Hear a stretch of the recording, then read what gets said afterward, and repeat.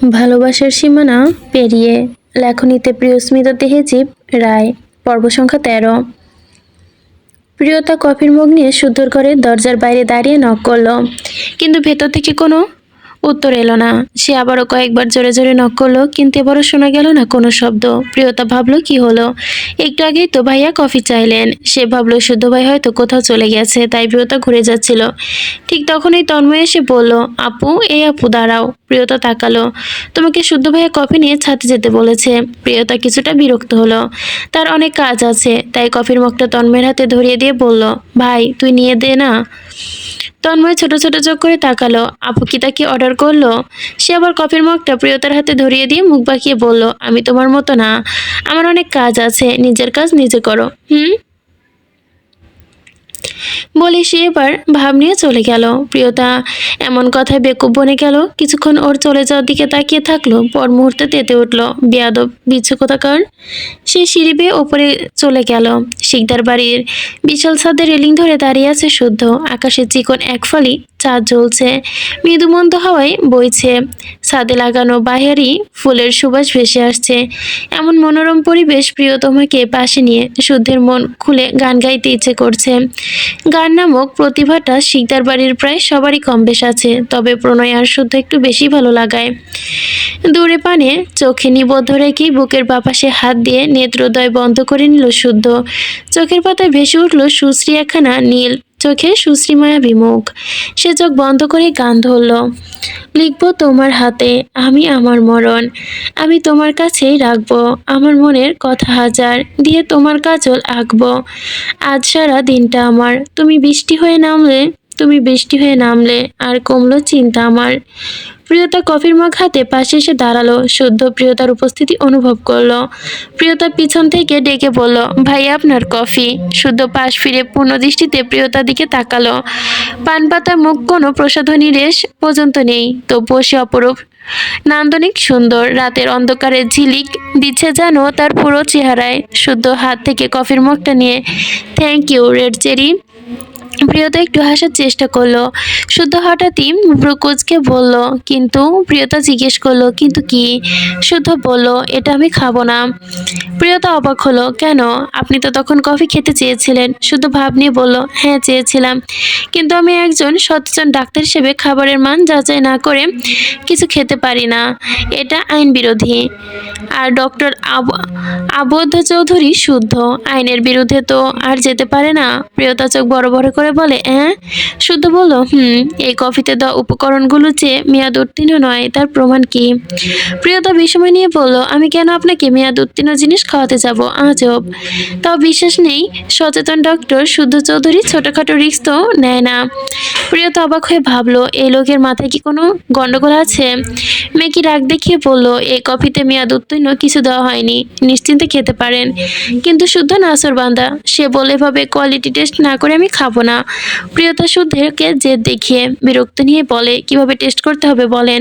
শুদ্ধ মুচকি এসে বলে, বিশেষ কিছু না, এটাতে কোনো ভেজাল নেই, তার প্রমাণ করার জন্য তোমাকেও খেতে হবে। প্রিয়তা নাক কুচকে বলে, আমার তেতো পছন্দ না, আমি এসব খাই না। শুদ্ধ বলল, আমি তো এসব শুনবো না, তুমি বানিয়েছো, তাই তোমাকেই এর মান যাচাই করতে হবে। প্রিয়তা ভাবলো, এ নিশ্চয়ই পাগল ডাক্তার, তাই পাগলের সাথে ঝামেলা করে লাভ নেই। সে শুদ্ধের হাত থেকে কফির মগটা নিয়ে নিচে টকটকে লাল উষ্ঠে ধরা ছোট্ট একটি চুমুক দিল, সাথে সাথে মুখের বিকৃতি করে নিল। মুখের কফিটুকু গিলে নিতে পারল না সে, এত তেতো স্বাদ। চোখ গুলগুল করে ভাবলো, এত উচ্ছে করলার চেয়েও তেতো জিনিস তার পছন্দের তালিকায় কিভাবে আছে? শুদ্ধ প্রিয়তমার মুখের ভাবভঙ্গি দেখে মনে মনে বাঁকা আসলো। ছো মেরে প্রিয়তমার হাত থেকে কফির মগটা ছিনিয়ে নিল।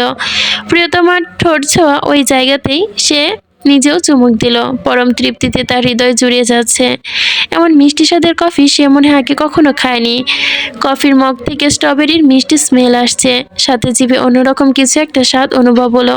প্রিয়তা যে জায়গায় ঠোঁট ছুঁয়েছে সেই জায়গা থেকে স্ট্রবেরির ফ্লেভার লিপ জেল সুবাস, তার স্বাদ যেন এক অন্যরকম মাদকতা ছড়িয়ে যাচ্ছে শুদ্ধের মাঝে। কফি শেষ করে শুদ্ধ মগটা প্রিয়তার হাতে ধরিয়ে দিয়ে ওর নীল চোখের দিকে তাকিয়ে মনে মনে বলল, এমন লিপজেল মেশানো তেতো মিষ্টি স্বাদের কফি বিয়ের পর সকাল বিকাল খেতে হবে উইথ বউ। শুদ্ধ আবারও মুচকি এসে প্রিয়তার লাল টকটকে ঠোঁটের দিকে তাকিয়ে ভাবলো, এই কোমল ঠোঁট ছোঁয়ানো সামান্য লিপ জেল এত মিষ্টি, না জানি ওই তুলতুতে নরম ঠোঁট দুটো কত মিষ্টি হবে।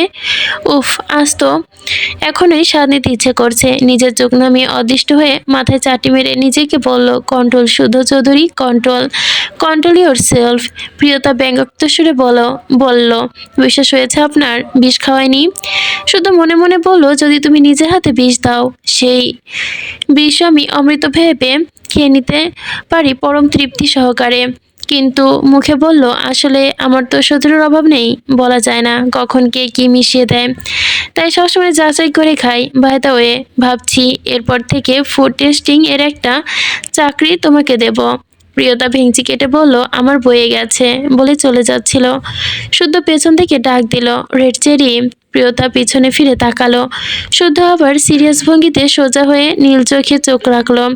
শুদ্ধর ওই সমুদ্র নীল চোখের পানে বেশ সময় তাকিয়ে থাকতে পারে না। পাগল পাগল লাগে, মাতাল মাতাল লাগে, নিজেকে আউট অফ কন্ট্রোল লাগে, নেশা ধরে যায়। তারপরও ওই চোখের গভীরতার দৃষ্টিতে দৃষ্টি রেখে প্রিয়তা তুলতুলে নরম হাতটা ধরে একটু কাছে টানলো। প্রিয়তা তো একরাশ থেকেই পড়ল। হঠাৎ এমন ব্যবহারে সে বিস্মিত হলো। কিছু বলবেন ভাইয়া? শুধু কিছু বলো না, শুধু নিজের তর্জনী আঙ্গুল দিয়ে প্রিয়তার ঘন গভীর চোখের পাপড়ি ছুঁয়ে আঙ্গুলের চোখের সামনে ধরলো। আঙ্গুলের মাথায় নোনা পানির অস্তিত্ব টের পেল। প্রিয়তা অবাক চোখে তাকিয়ে শুধু আরো একটু কাছে এসে গভীর সুরে জিজ্ঞেস করলো, কি হয়েছে রেড চেরি? বিস্ময় নিয়ে প্রিয়তা বলল, কি হবে? শুদ্ধ একটু গভীর গলায় বলল, কেঁদেছো কেন?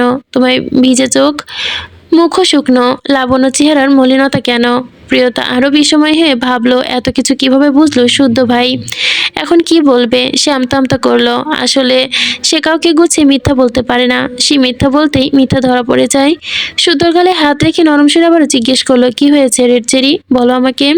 প্রিয়তা টলমলে চোখে শুদ্ধের দিকে তাকালো। মেয়েটা একেবারে নরম নরম মন, নরম ব্যবহার, নরম স্বভাব। কেউ একটু আদর দিলেই সে নিজেকে ধরে রাখতে পারে না। শুদ্ধের এমন আহ্লাদ মাখা কথা শুনে ভেতরে চাপা কষ্টগুলো পুনরায় জ্বলে উঠল। এতক্ষণ ধরে চেপে রাখা কান্না ঠেলে ঠুলে বেরিয়ে আসতে চাইল। চোখের পাপড়ি আবারও ভিজে উঠল। সে কাপা কণ্ঠে বলল, কিছু না, বলে আবার চলে যেতে নিল। শুধু আবারও ওর হাত ধরে ফেললো, একটানে নিজের কাছে আনলো। একটু জোরে চেপে ধরে নরম গালে হাতে দাগ দিয়ে অনুভব করলো। হাতের বাঁধন নরম করে নিজের মধ্যে কিছু একটা দূরত্ব রেখে আবারও কোমল গলায় জিজ্ঞেস করলো, কি হয়েছে রেড চেরি? বলো আমাকে, কি কারণে কষ্ট পেয়েছো? প্রিয়তা নিজেকে সামলাতে পারলো না আর। কোমল মেয়েটা সব দিক দিয়েই নরম, কোনো কুণ্ঠিলতা, কঠিনতা, ছল চাতুরতার ছিটেফোঁটা নেই তার মাঝে। সুদের এমন প্রশ্রয়ধ্বনি শুনে সে আর নিজেকে ধরে রাখতে পারলো না। নীল চোখের নদী বেয়ে উপচে পড়া তরল গড়িয়ে শুদ্ধর হাতে পড়ল। শুদ্ধর মনে হলো এটা শুধু চেহারার পানি না, বিষ মাখানো পান। তার হৃদয়ে হৃৎপিণ্ড বরাবর আঘাত হানছে এটা। সে প্রিয়তাকে আরো কিছু জিজ্ঞেস করলো না। কি হয়েছে সেটা তো সে এমনিতেও জেনে যাবে। তাই নিজের পুরুষালী হাতে নরম গাল বেয়ে গড়িয়ে পড়া অশ্রুজল শুদ্ধ মুছে দিল। কিন্তু না, আবারও গড়িয়ে পড়তে লাগলো চোখের জল। এভাবে কয়েকবার চলার পর শুদ্ধ দীর্ঘ নিঃশ্বাস ফেলল। সে আর না পেরে প্রিয়তার মুখটা নিজের হাতে তুলে নিয়ে আদুরে গলায় বলল, কেঁদো না প্লিজ। মনে মনে বলল, আমি নিষ্ঠুর মনের কঠিনতম পুরুষ, যার মনে দয়া মায়া কিছু নেই। কিন্তু মেয়ে তো তুমি আমার থেকেও বেশি নিষ্ঠুর। এই নিষ্ঠুরতম পুরুষকে চরমভাবে সর্বনাশ করে দিয়েছ। আমার বক্ষের গহীনে ক্ষতের সৃষ্টি করেছ। ভালোবাসা তো দাওনি এক ফোঁটাও। তবে থামো মেয়ে, চোখের জল ফেলে আর বাড়িও না ব্যথা। প্রিয়তা কিছুক্ষণ ধরে হাজারো চেষ্টা করে চাপা দেওয়ার যন্ত্রণা এবার আর থামতে চাইলেও পারল না। সে ছুটে ছাদ থেকে নেমে গেল। শুদ্ধের মন প্রাণ এক অদ্ভুত অসহ্য যন্ত্রণা ছায়ায় গেল। মুহূর্তে তার সুদর্শন চেহারার কোমলতা সরে গিয়ে হিংস্র আর নিষ্ঠুরতম জায়গা করে নিল। সে কাউকে ফোন দিয়ে বলল, জাস্ট 5 মিনিটের মধ্যে ছাদে আসো। বলে ফোন কেটে দিল। প্রণয় নিজের বেলকনিতে দাঁড়িয়ে সিগারেট জ্বালিয়ে কালচে লাল ঠোঁটে চেপে ধরলো। নিজের বুকের বাপাসটায় হাত দিয়ে ঢলে পড়ল। আর কত পোড়াবি তুই? চোখ বন্ধ করতে আবারও চোখের পাতায় ভেসে উঠল সেই পানপাথা মুখ, যে চোখ বন্ধ করে আওড়ালো, তোর জন্য এই হৃদয়ে জ্বলে পুরে ছাই কয়লা হয়ে গেছে, তবুও তুই পুরো থামাতে পারছিস না। তার চিৎকার দিয়ে বলতে ইচ্ছে করছে সে এই সব কিছু থেকে মুক্তি চায়। এত জটিলতা আর তাকে নিতে সমস্যা হচ্ছে তার, আর সে নিতে পারছে না নিজের সাথে, তার নীলঞ্জনার সাথে এতটা দূরত্ব বজায় রেখে চলতে। তার এই শিকল পোড়ানো জীবন আর সহ্য হচ্ছে না। মন চাইছে সবকিছু ছেড়ে ছুড়ে প্রিয়তার হাত ধরে দুজন মিলে কোনো এক অদূর দেশে নিরুদ্দেশ হয়ে যেতে, যেখানে তাদের কেউ চিনবে না। কিন্তু এখানেও তো সে নিরুপায়, বড্ড অসহায়। সত্যি এই জীবনটা কত না নীলাঞ্জনায় ভরা। না জানাজানি হয়ে গেলে সে তার নীলাঞ্জনাকে পৃথিবীর কোথাও সুরক্ষিত রাখতে পারবে না। তার এলোকেশির জন্য হলেও তাকে সবকিছু সহ্য করে নিতে হবে। কিন্তু মানুষ তার কত কিছু কতটুকুই বা সহ্য করতে পারে, যন্ত্রণা তো তারও হয়। সে তো তা চায় ক্লান্তিমাখা দিনের শেষে প্রিয়তার মুখটা দেখে সুখ খুঁজে নিতে, কিন্তু সে সেটা পায় না। তার হৃদয় খুব করে বলছে, তার নীলাঞ্জনা কাঁদছে, প্রতিটা সেকেন্ড প্রতিটা মিনিট তার হৃদয়ে তীব্রভাবে অসহ্য যন্ত্রণা ছড়িয়ে যাচ্ছে। এটা সহ্য করতে পারছে না সে। ঘর থেকে বেরিয়ে প্রিয়তার ঘরের বাইরে কিছুক্ষণ দাঁড়ালো, বন্ধ দরজার পানে চোখ বেয়ে গড়িয়ে পড়ল নোনা জল। আমার জীবনে এক প্রহর কেটেছে স্বপ্নের মতো, বাকি জীবনটা কাটবে তুমিহীনা দুঃস্বপ্নের মতো। এমন জীবন থেকে মৃত্যু শ্রেয়।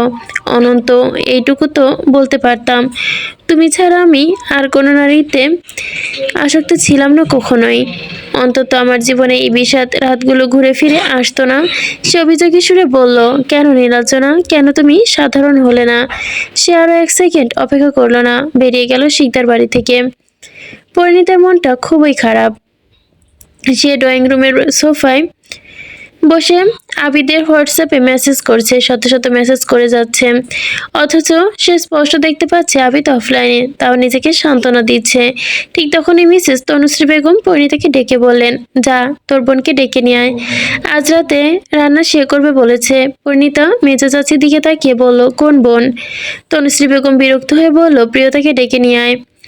পরিণীতার মনটা একটু খুশি হলো, ভাবলো তাহলে সেও যোগ দেবে, দুবোন মিলে আজ অনেক কিছু এক্সপেরিমেন্ট করা যাবে।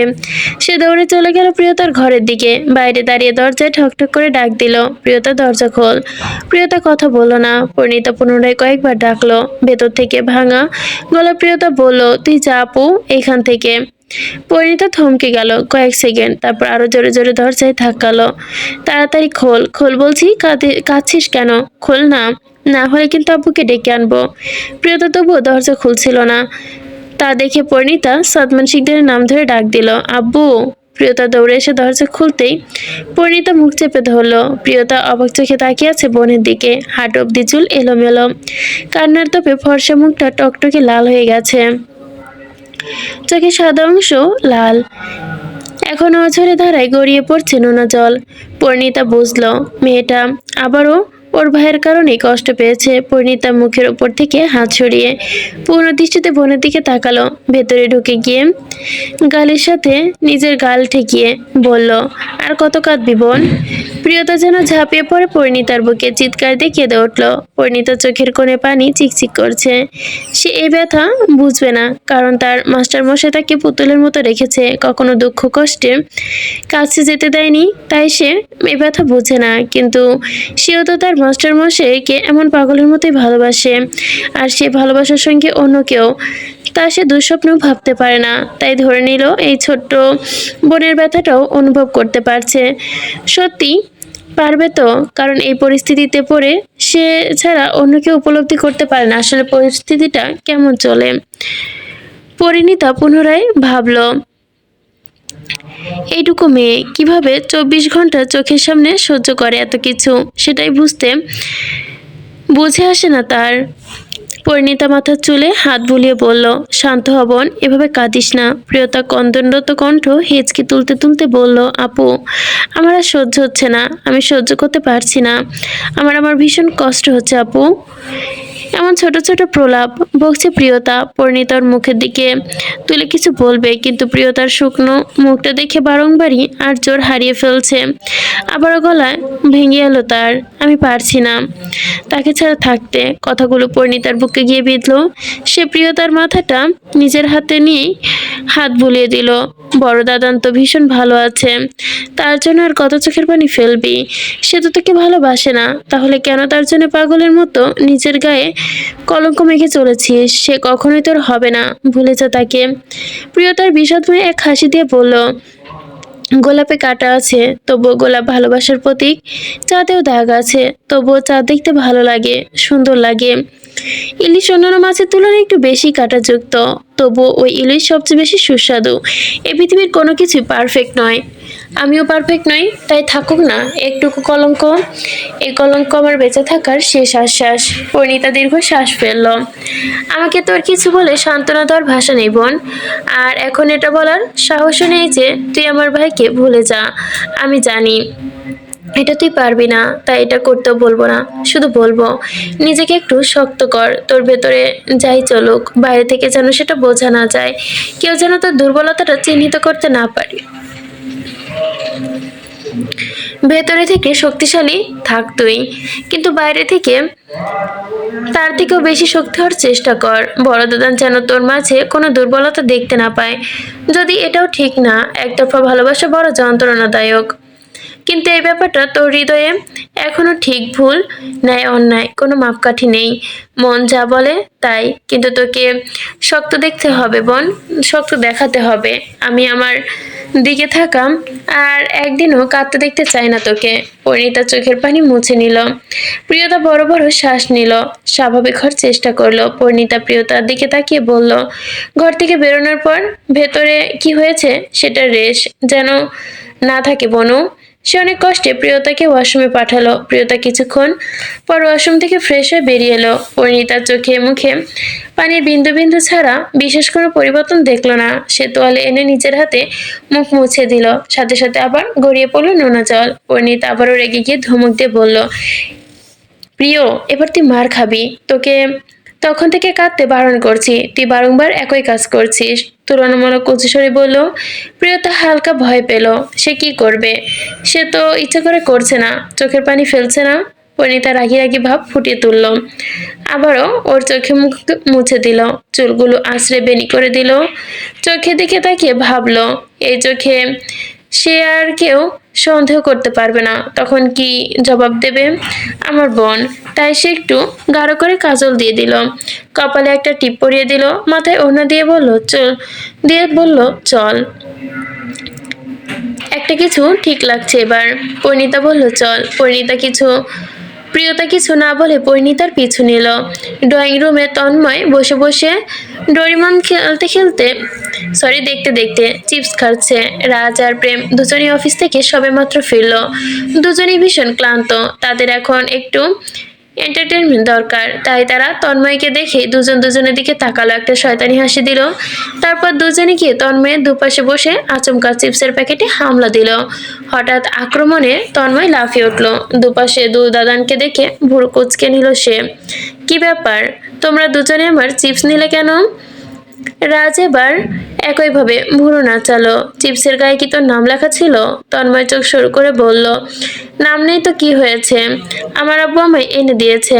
রাজ বলল, আমার চাচু এনেছে, আমি খেতেই পারি, বলে আরেকটা চিপস তুলে মুখে পুরে দিল। তন্ময়ের নাকের পাটা যেন ফুলে গেল, রেগে বলল, একদম আমার চিপসে হাত দিবা না।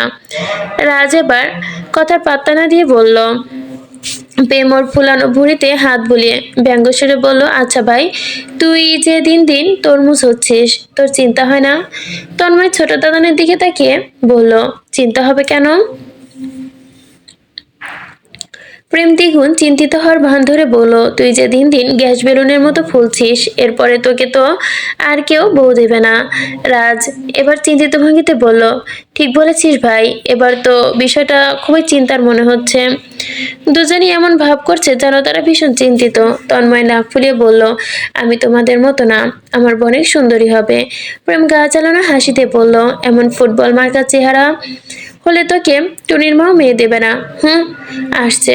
রাজ আবারও তাল মিলিয়ে বলল, ঠিক বলেছিস ভাই। তন্ময় এবার রাজের দিকে তাকালো, তো একবার প্রেমের দিকে। ওরা দুজনই কথা বলার পাশাপাশি দু হাতে টপাটপ চিপস মুখে পড়ছে। তন্ময়ের মুখে কাঁদো কাঁদো হয়ে গেল, কেঁদে দেবে দেবে ভাব। চিপসও শেষ। রাজ ফোনটা হাতে ধরে আসছি বলতে বলতে ছুটে গেল। ভাবখানা এমন যে কেউ তার পিছু থেকে পাগল তাড়া করে দিয়েছে। প্রেম কিছু মনে করার ভঙ্গিতে, হ্যাঁ আমাকে এখনই প্রিন্টিং করতে হবে বলে সে উচ্চবিস্বরে কেটে পড়ল। তন্ময় বউ না পাওয়ার দুঃখে মনে মনে কি যেন ভাবল। তারপরে বউ না পাওয়ার দুঃখ মনে নিয়ে চিপসের প্যাকেটে হাত দিতে দেখলো পুরো প্যাকেট ফাঁকা। বউ না পাওয়ার দুঃখের সাথে চিপস চুরি হয়ে যাওয়ার দুঃখ যোগ হয়ে গেল। সেই দুঃখে কষ্টে যেন কেঁদে দিতে ইচ্ছে করছে। সে এত দুঃখ নিতে না পেরে পুরো ডাইনিং রুম কাঁপিয়ে কেঁদে উঠল। কোমরে ওড়না গুছে গিন্নি গিন্নি ভাব নিয়ে রান্না করছিল পরিণীতা, চুলগুলো ওপরে উঠিয়ে বড় একটা ক্লাচার দিয়ে খোপা করে রেখেছে। সে সুনিপুণভাবে কাটিং বোর্ডে ছুরি চালাচ্ছিল। পেঁয়াজ কুচি করতে করতে চোখে পানি, নাকের পানি এক করে ফেলেছে। নাক টেনে টেনে প্রিয়তাকে বলল, বনু কাতলা মাছটা ধুয়ে দে। প্রিয়তার নাক সিটকে বলল, আমি মাছ ধোবো? পরিণীতা বিরক্তি নিয়ে বলল, হ্যাঁ তাড়াতাড়ি দে। প্রিয়তা বলল, ইয়াকছি, কি আষ্টে গন্ধ, আমি পারবো না। পরিণীতা বিরক্ত হলো। সেও মাছ ধরতে পারবে না, তারও ভীষণ ঘেন্না করে। সে ফুস করে একটা নিঃশ্বাস ছাড়লো। সাদাব ফোনে কথা বলতে বলতে সিঁড়িতে নামছিল। পরিণীতা বিরক্ত চোখে তাকাতে সাদাবকে দেখেও মাথায় একটা দুষ্টু আইডিয়া এলো। সে সাদাবকে ডাক দিল মিষ্টি কণ্ঠে, ভাইয়া শুনছেন? সাদাব ফোন থেকে মুখ তুলে পরিণীতার দিকে তাকালো। রান্নাঘরে গরমে মেয়েটার মুখ ফর্সা, তার উপরে এই গরম, একদম মুখটা লালচে গোলাপি হয়ে গেছে। কালো ওড়না কোমরে গুজে রেখে কিছুটা বউ লাগছে। হাই। সাদাব এক্ষুনি আরেকবার পরিণীতার প্রেমে থুবড়ি খেয়ে পড়লো। পরিণীতা আবারও ডাকলো, ভাইয়া একটু শুনছেন? সাদাব ফোনটা ট্রাউজারের পকেটে ঢুকিয়ে এগিয়ে গেল। হাসি মুখে জিজ্ঞেস করলো, বলো ফুলপরি। পরিণীতা গলায় আরেকটু মধু ঢেলে বলল, আম্মু, ছোট আম্মু আজকে রান্না দায়িত্ব আমাদের দিয়েছে, ওনারা কেউ আশেপাশে নেই? সাদাব হেসে বলল, ভালো তো, তাহলে আজকে নতুন স্বাদের রান্না ট্রাই করব। পরিণীতা বলল, হ্যাঁ নিশ্চয়ই, কিন্তু। সাদাব বলল, কিন্তু কি? পরিণীতা বলল, একটা ছোট সমস্যা হয়ে গেছে। সাদাব ভুরু কুঁচকে বলল, কি? কি সমস্যা? পরিণীতা বলল, ওই যে আমাদের দুজনের কেউ মাছ মাংস ধোয়া পছন্দ করি না, মানে গন্ধ লাগে, যদি আপনি একটু ধুয়ে দিতেন। সাদাবের হাসি হাসি মুখটা নিভে গেল। মনে মনে বলল, এই জন্যই এত তেল দিচ্ছিল the great scientist Shadab.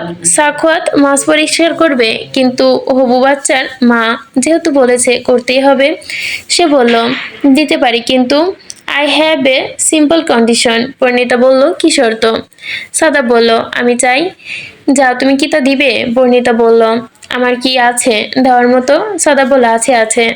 Parineeta বলল, তাহলে ঠিক আছে, যা চাইবেন দেব।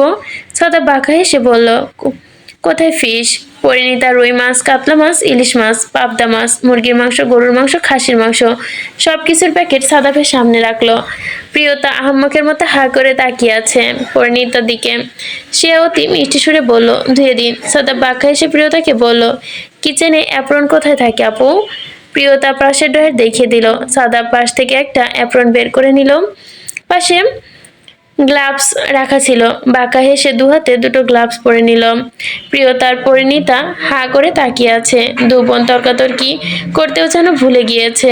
গ্লাভস পরেই মাছ ধোয়া যায়, যদিও এরপর হালকা হালকা গন্ধ থাকতে পারে। সাদাব একে একে সব মাছ ধুয়ে দিয়ে পরিণীতাকে উদ্দেশ্য করে বলল, আমি এখন যা বলবো তোমাকে তাই দিতে হবে। পরিণীতা ফ্যাসাদে পড়ে গেল, কিন্তু কথা যেহেতু দিয়েছে দিতে তো তাকে হবেই। কি চাই?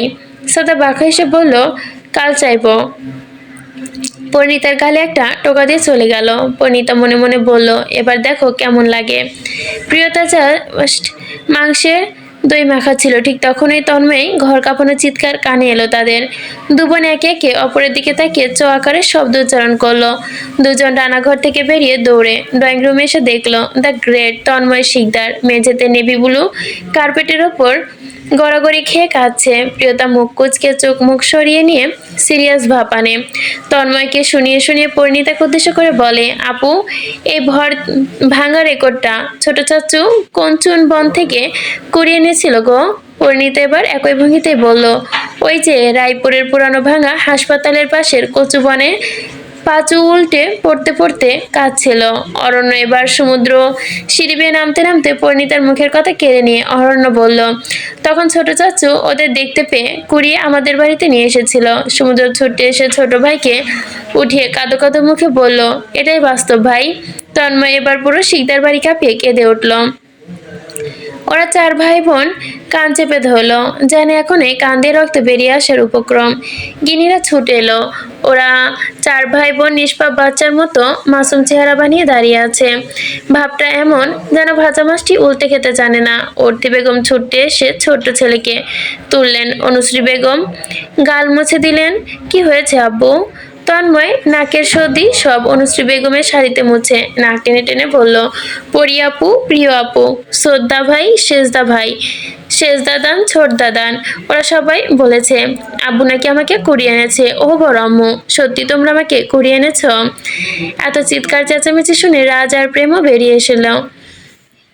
তন্ময়ের কথা শুনে ছয়জনই ঠোঁট কামড়ে হাসি চেপে রেখেছে। অনুশ্রী বেগম রেগে ছয় ছেলে মেয়েকে জুড়ে দিলেন ধমক, তোমরা এখনো ছোট রয়েছ যে সবসময় ছোট ভাইদের পিছে লেগে থাকো, শুধু হাতে পায়ে বড় হয়েছ তাই না?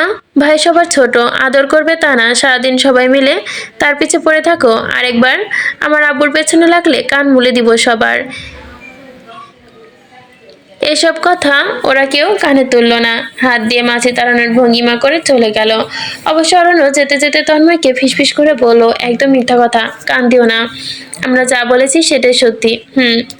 যা যতই মন খারাপ থাকুক, তন্ময়ের পেছনে লাগার সময় কারোই মন খারাপ থাকে না। তখন সবাই চাঙ্গা হয়ে যায়। একটু শান্ত হওয়া তন্ময় আবার যেন জোরে কেঁদে উঠল। রাত 11:30। পরিণীতার প্রিয়তা বিশাল ড্রয়িং রুমের টেবিলে সব খাবার পরিবেশন করছে। দুই বোন যত পদ রান্না জানত সব করে ফেলেছে। খাবার দেখে মনে হচ্ছে বিয়ে বাড়ি। এলাহি রান্না বান্না, যেমন ভাত, পোলাও, ফ্রাইড রাইস, রুচি, লুচি, পরোটা, নান, কুলচা, সহি কাবাব, টাংরি কাবাব, রেশমি কাবাব সহ আরও অনেক পদ করেছে। মাছের পদে রয়েছে ইলিশ মাছের পাতুরি, ইলিশ মাছের লেজ ভর্তা, ইলিশ মাছ ভাজা, ইলিশ ভাপা, সর্ষে ইলিশ, কালো জিরা দেওয়া ইলিশের পাতলা ঝোল, রুই মাছের ভুনা, কাতলা মাছের কালিয়া, দই কাতলা, পাবদা মাছের ঝোল, চিংড়ি মাছের মালাইকারি। মাংসের পদে রয়েছে chicken korma, chicken curry, chicken bharta, butter chicken, chicken dopiaza, chilli chicken, গরুর মাংসের কালা ভুনা, খাসির মাংসের কোরমা। ডেজার্টে রয়েছে নিজের হাতে বানানো রসগোল্লা। বেশ, এইটুকুই। দুজন পাক্কা 4.5 ঘন্টা লাগিয়ে সব রান্না করেছে। রান্নাঘরের অবস্থা যেন যাচ্ছে তাই। সে যদি কথা বলতে পারতো তাহলে নিশ্চয়ই বলতো, ছেড়ে দে মা, কেঁদে বাঁচি। তন্ময় দৌড়ে এসে চেয়ার টেনে বসতে লাগলো সবার আগে। এত মজার মজার খাবার দেখে তার জিভ দিয়ে জল পড়ে যাচ্ছে। একে একে বাড়ির চার কর্তা, চার গিন্নি ছেলেরা আসলো। খাবারের গন্ধে সবার খিদে যেন আরো বেড়ে গেছে। সাদমান শিকদার এত খাবার দেখে প্রশংসা করে বললেন, বা, আমার মেয়েরা রান্না করেছে আজ, এই খাবারের স্বাদে আলাদা। এতক্ষণে প্রিয়তার মুখে হালকা হাসি ফুটে উঠল। এখন একটু ভালো লাগছে তার।